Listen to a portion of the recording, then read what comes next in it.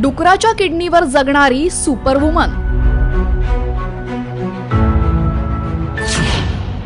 मानवी शरीरात डुकराच्या किडनीचं प्रत्यारोपण। वैद्यकीय क्षेत्रातला क्रांतिकारी चमत्कार।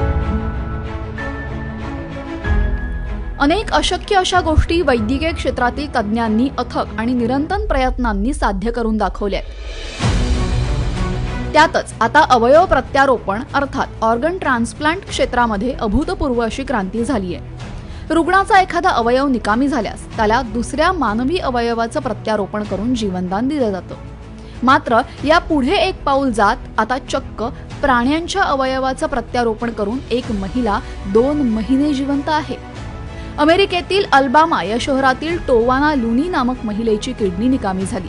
गेल्या 2 वर्षांपासून टोवाना ही डायलिसिसवर होती। तिला चक्क डुकराची किडनी बसवण्यात आली आहे। दरम्यान अशा पद्धतीने प्राण्याच्या अवयवावर जीवनदान मिळालेली टोवाना लुनी ही 5वी व्यक्ती आहे। मात्र टोवाना संदर्भात आश्चर्यकारक गोष्ट म्हणजे प्राण्याच्या किडनीवर सर्वाधिक काळ जिवंत राहणारी ती व्यक्ती ठरली।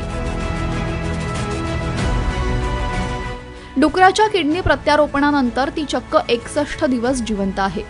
मुख्य म्हणजे डॉक्टरांनी आता असा दावा केलेला आहे की तिची किडनी अगदी सुरळीत काम करत असून वर्षानुवर्ष कार्य करेल। त्यामुळे गेली अनेक वर्ष अवयवदानाच्या प्रतीक्षेमध्ये असलेल्या रुग्णांना आता आशेचा नवा किरण मिळालाय। दरम्यान अवयव प्रत्यारोपणासाठी डुकराच्या अवयवांची निवड का, पाहूयात याची कारणं। प्रत्यारोपणासाठी मानवी अवयवांसाठी बरीच प्रतीक्षा करावी लागते। या प्रतीक्षेतच अनेक रुग्णांचा मृत्यू होतो। डुकराच्या अवयवांचा आकार हा मानवाच्या अवयवांच्या आकारा एवढाच असतो। दरम्यान डुकरांमध्ये जेनेटिक मॉडिफिकेशन म्हणजेच अनुवांशिक बदल शक्य आहेत। प्रत्यारोपणासाठी अभ्यासक डुकरांमध्ये काही आवश्यक अनुवांशिक बदल करतात आणि त्यामुळे प्रत्यारोपणात डुकराचे अवयव अधिक चांगले जुळतात।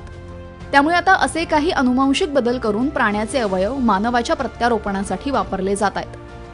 टोवाना लुनी हिने डुकराच्या किडनीवर 61 दिवस जिवंत राहत एक मोठा विक्रम केलेला आहे आणि अनेक रुग्णांच्या आयुष्यात आशेचा किरण आणलेला आहे। ब्युरो रिपोर्ट, साम टीव्ही।